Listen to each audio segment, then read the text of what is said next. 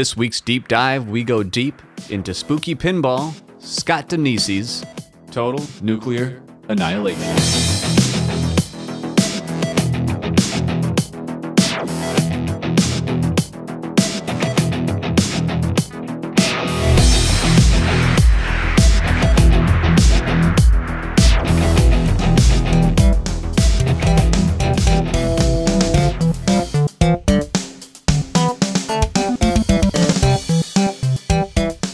Jaws has a really good layout. I think the shots are really fun and interesting, very similar to a game like Godzilla, but different. But I think the rule structure is really solid.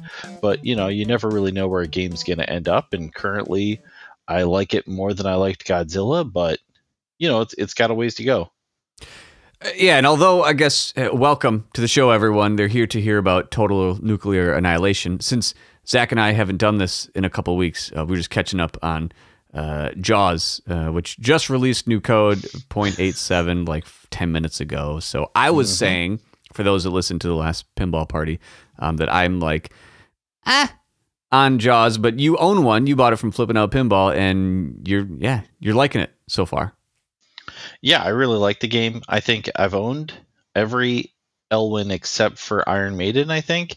And, you know, I've liked them to varying degrees. I'm not a huge fan of the rules of AIQ, but I think that game shoots really well. Elwyn games always shoot well. You know, I just think that Jaws, the theme I'm kind of medium on, but I mean, it's John Williams, and I guess that's the theme, right? The music is so good.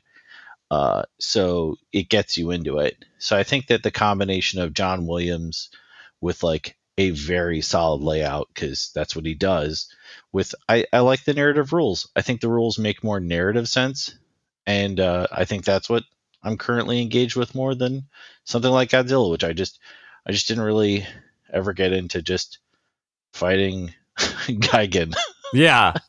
Well, narrative rules are the complete opposite of what we're going to talk about today, which is Total Nuclear Annihilation. Oh, good segue. Yeah, hey, appreciate it. I've been doing this a while.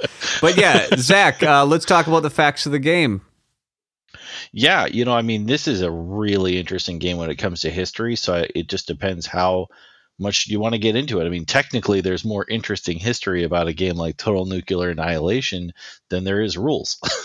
Yeah. You know, it dates back quite a ways, you know, to the beginning of Spooky Pinball and the beginning of, you know, Scott Denisi. And so we can kind of start there. It's a Spooky Pinball manufactured game designed by Scott Denisi with art by Matt Andrews. Hey, and I think that's where... Yeah, that's who does the Pinball Party podcast logo, for those wondering. The same art on Total Nuclear Annihilation is what made me want to get a Pinball Party podcast logo done by Matt Andrews. Go get your art done by him. Sorry for interrupting.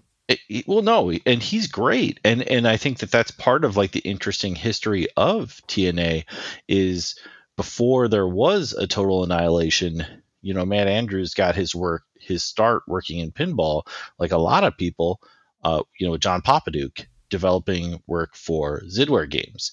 You know, he did the work for Houdini and some work on Magic Girl, I think.